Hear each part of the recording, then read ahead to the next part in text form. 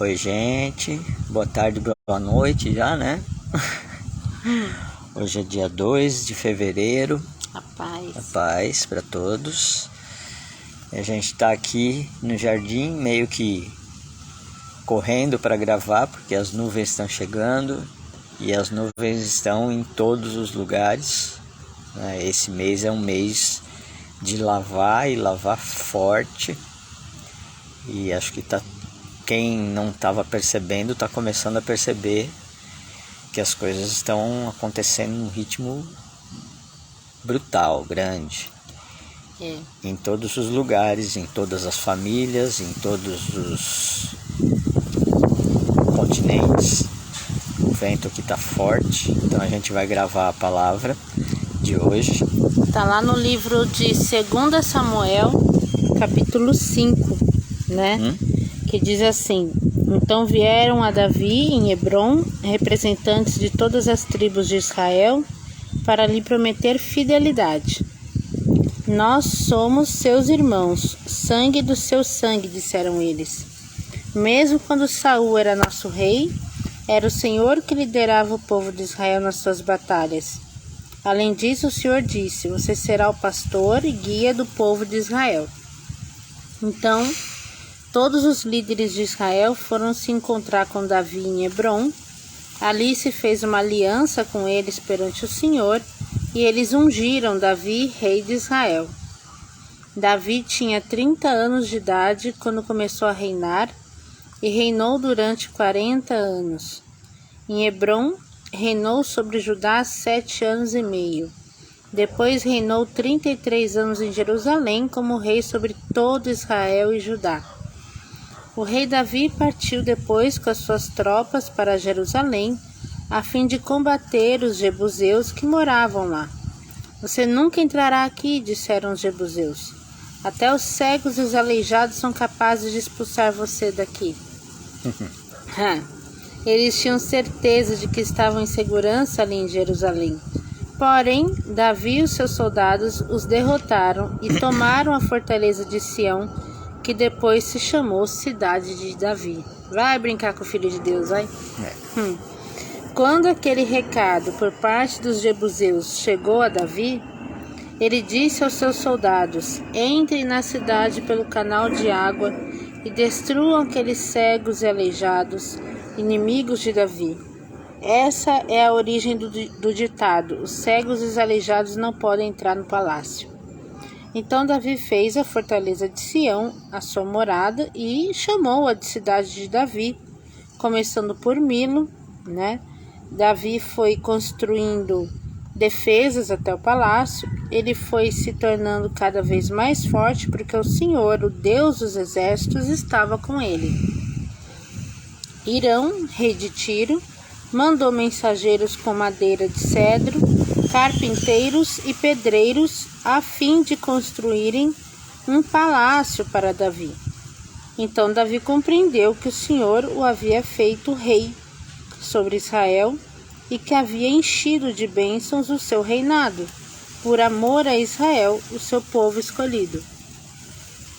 Depois de mudar-se de Hebrom para Jerusalém, Davi se casou com outras mulheres e concubinas de Jerusalém e teve muitos filhos e filhas.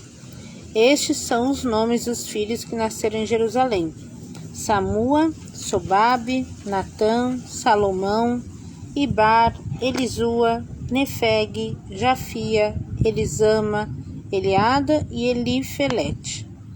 Quando os filisteus souberam que Davi tinha sido coroado rei de Israel, procuraram prendê-lo com todo o seu exército. Porém, Davi ficou sabendo disso e desceu para a fortaleza. Os filisteus chegaram e se espalharam pelo vale de Refaim. Então Davi consultou Deus: Devo ir lutar com os filisteus? O Senhor me ajudará a derrotá-los? E o Senhor lhe respondeu: Vá, a vitória será sua. Então Davi saiu a lutar contra os filisteus em Baal-Perazim e os derrotou. O Senhor fez isto, exclamou Davi. Ele surgiu no meio dos meus inimigos, causando destruição como as águas de uma inundação. Por isso ele chamou aquele lugar de Baal-Perazim, que quer dizer o Senhor que causa destruição. Davi e seus homens levaram as imagens que foram abandonadas pelos filisteus, mas os filisteus voltaram a se espalhar pelo vale de Refaim. Davi voltou a consultar o Senhor e este lhe respondeu: não suba para atacar de frente. Vá por trás deles e ataque pelo lado das amoreiras. Quando você ouvir um som como de marcha nas copas das amoreiras, pode atacar. Isso quer dizer que o Senhor saiu à sua frente para destruir o exército filisteu. E Davi agiu de acordo com as instruções do Senhor, destruindo os filisteus por todo o caminho, desde Geba até Gezer.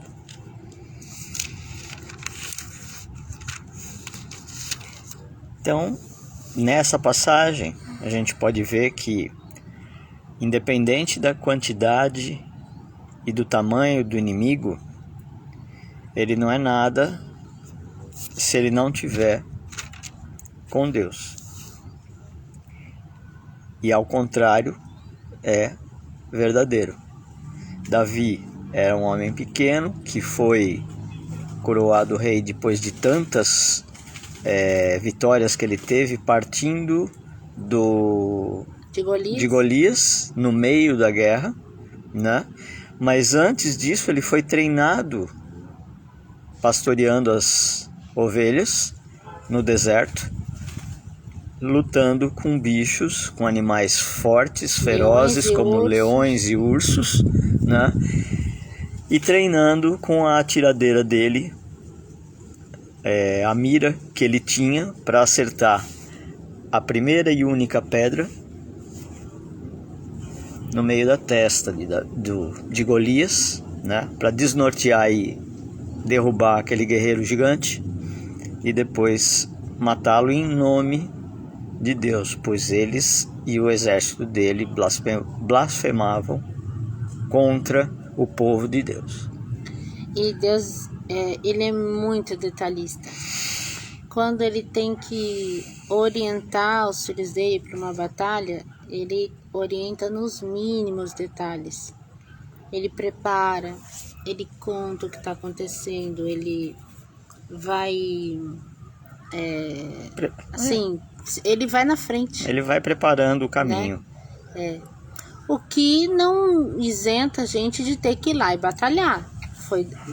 Ele não vai lutar por nós, senão, mas a vitória é nossa. Ele já fala, a vitória tá lá, mas vai lá, vai lá batalhar, né? Isso não é uma briga desleal, até porque enquanto a gente não enxerga tudo que tá de mal na parte invisível, você não mensura o tamanho do inimigo. Você só vê aquilo que está na sua frente. Você fala, não, isso aqui eu consigo fazer. Só que o monstro gigante que está em volta dele, de você e de tudo que está à sua volta, isso você não vê. Mas a partir do momento que você está com Deus, Ele começa a te mostrar, porque se você vê de uma hora para outra, é um absurdo e muitos não aguentam. Então, ele vai preparando conforme a capacidade de cada filho do Pai. Por isso que a gente está dizendo já há muito tempo. O tempo está se esgotando, vocês têm que abrir o coração e se entregar a Deus. Nós estamos aqui, assim como milhares de outros irmãos em muitos lugares, dizendo a mesma coisa. Não coloquem as suas expectativas de vida em homem nenhum na face da terra. Não é para endeusar ninguém. Não endeuse ninguém, muito menos aqueles que se dizem te defender. Porque existem muitos que fazem isso só para, vamos dizer na linguagem nova, ganhar likes. E a gente não está aqui para isso. Até porque nós somos bem pequenininhos, muito menores que Davi. Mas a gente está aqui cumprindo o que o Pai pediu para a gente fazer e começar já há muito tempo colocar algumas sementes de enxergar e tirar o véu da frente de muita gente que não queria enxergar e agora está começando a ver tantos sinais à volta que estão começando a usar o cérebro, né? E ver que a coisa não é tão simples como parecia, mas ela tem solução no Pai, sempre, e na palavra. Amém. Então é isso, gente. Deus abençoe a todos. Vamos com fé, né? A paz para todos e até amanhã, se Deus quiser.